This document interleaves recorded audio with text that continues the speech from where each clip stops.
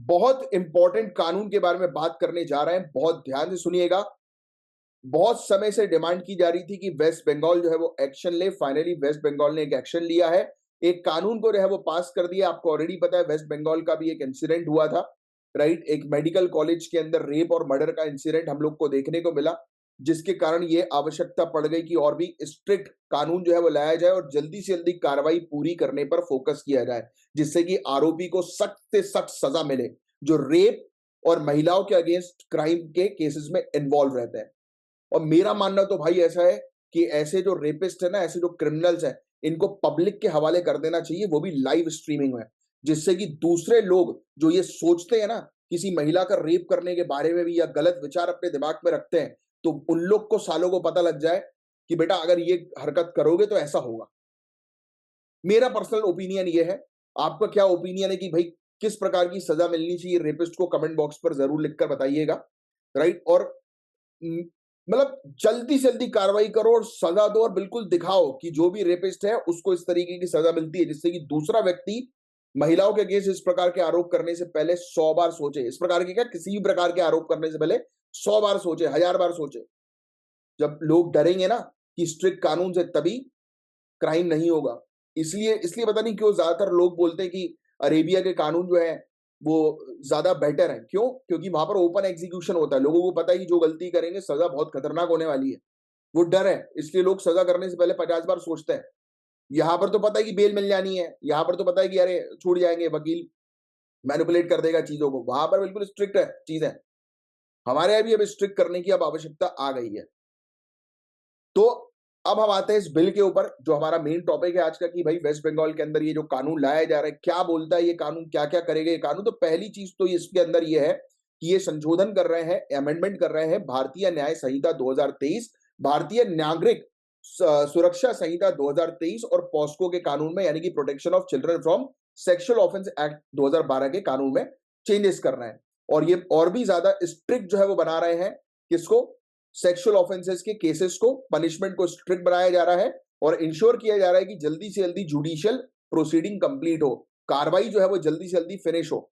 तो इस पर मेन फोकस इनका है। तो पहली चीज तो ये अमेंडमेंट किया जा रहा है, संशोधन किया जा रहा है इन चीजों का जो मैंने अभी आपको बताया।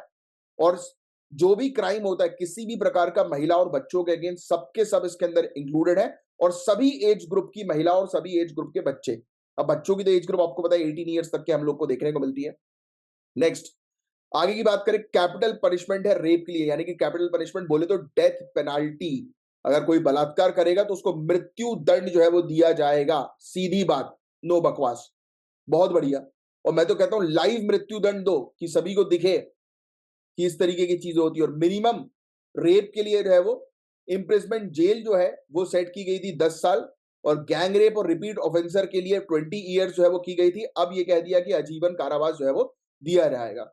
अच्छा, मेरे हिसाब से तो ये होना चाहिए कि रेप जो है उसमें महिला की, इसमें कहा जा रहा है कि डेथ पेनल्टी, कैपिटल पनिशमेंट उसी को दी जाएगी कि महिला की अगर डेथ हो जाती है या महिला की स्थिति बहुत ही खतरनाक हो जाती है, जिसमें वो कोमा वगैरह में चली जाती है, वेजिटेटिव स्टेट में चली जाती है, राइट? तो उसमें उस जो अपराधी है उसको डेथ पेनल्टी मिलेगी। बट बाकी दूसरे केसेस में अपराधी को 10 साल की सजा, गैंग रेप के केस में 20 साल की सजा। अरे भैया, रेप रेप होता है, किसी भी तरीके का हो।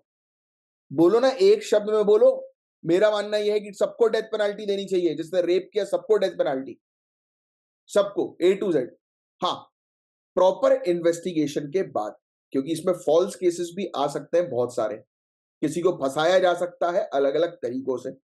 तो प्रॉपर इन्वेस्टिगेशन होने के बाद हर एक रेप केस के आरोपी को मिलनी चाहिए डेथ पेनल्टी। क्या कहना है आपका? नीचे कमेंट बॉक्स पर लिखकर बताओ। तो ध्यान में रखने के लिए एक चीज तो ये आपको ध्यान में रखनी है कि जो डेथ पेनल्टी उसी को मिलेगी जिसमें जो विक्टिम है, जो पीड़ित है, उनकी मृत्यु हो जाती है या वो कोमा में चली जाती है।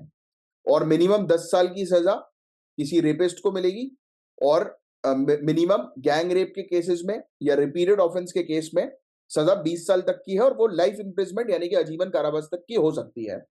अब एक और बहुत इंपॉर्टेंट चीज इस कानून के अंदर जो लाई जा रही है, वो ये कहा गया कि 21 दिन की डेडलाइन दी गई है रेप के इन्वेस्टिगेशन के लिए। मतलब ये कहा है कि 21 दिन के अंदर अंदर इन्वेस्टिगेशन पुलिस कंप्लीट कर ले।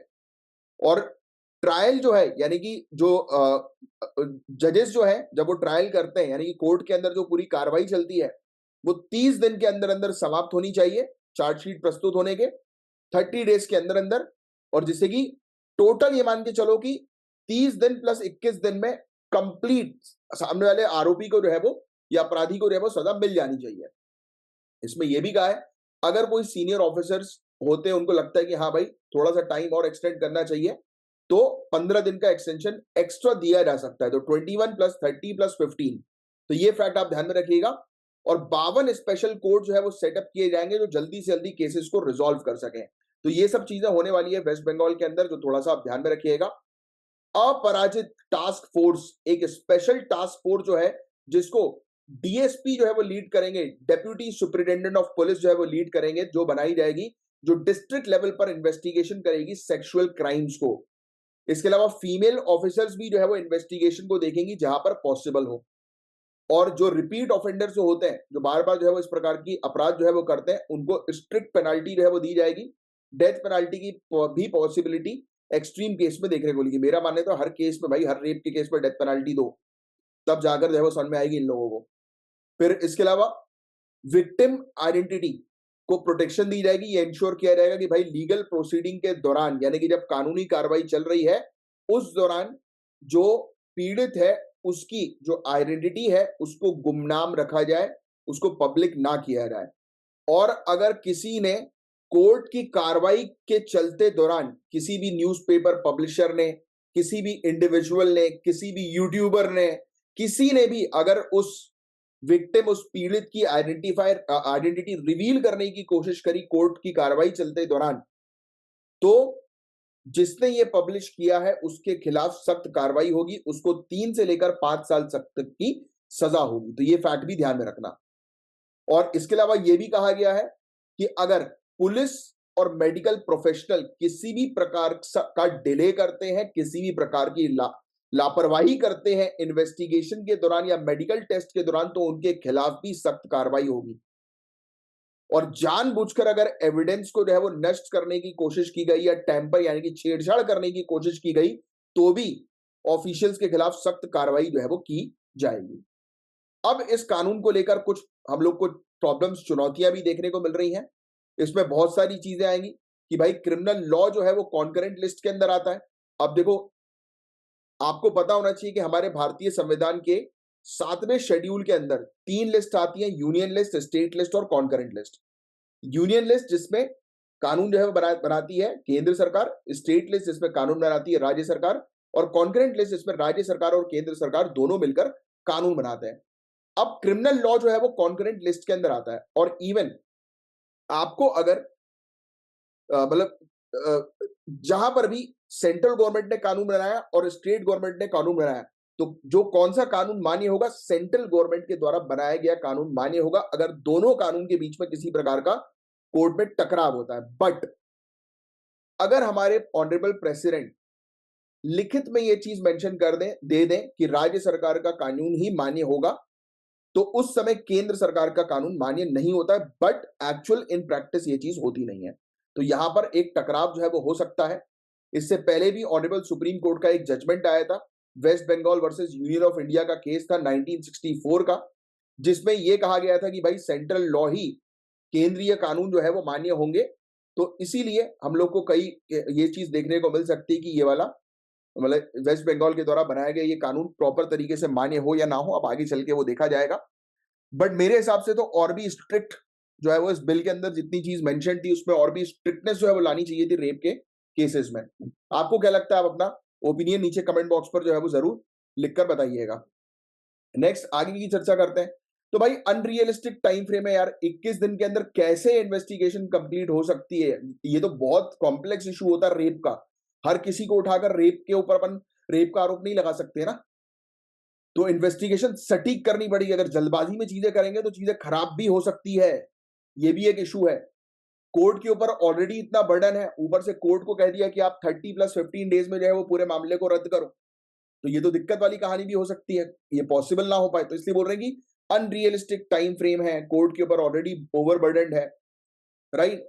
जो आरोपी है उसके अधिकार की अगर हम बात करें, राइट्स के बारे में बात करें तो लीगल सिस्टम ये इंश्योर करता है कि आरोपी के ऊपर भी फेयर ट्रायल जो है वो चलना चाहिए, जो कि प्रोसीडिंग को हो सकता है कि डिले करे क्योंकि वो अपील भी करेगा, पिटिशंस भी लगाएगा, राइट? तो ये कहानी हम लोग को देखने को मिल सकती है। तो आगे क्या करना है? तो आगे कॉम्प्रिहेंसिव लीगल फ्रेमवर्क बनाओ भाई, राइट? प्रॉपर तरीके से और स्ट्रिक्ट कार्रवाई करने को लेकर चीजों पर फोकस करो और टेक्नोलॉजी का उपयोग करो ज्यादा से ज्यादा, राइट? और देखो यार, मेरे हिसाब से तो अगर अथॉरिटीज और ऑफिशियल सही तरीके से सही समय पर अगर काम अपना फिनिश कर देना, तो चीजें आधी से ज्यादा 50% से ज्यादा चीजें तो रिजॉल्व हो ही जाती हैं। एनीवेज, तो आपका क्या कहना है? ये था पूरा ओवरऑल टॉपिक। मैं उम्मीद करता हूँ ये टॉपिक आपको अच्छे समझ में आया होगा। अगर आया है तो लाइक का बटन जरूर हिट करिएगा और आपकी ओपिनियन भी नीचे कमेंट बॉक्स पर लिखकर बताइएगा।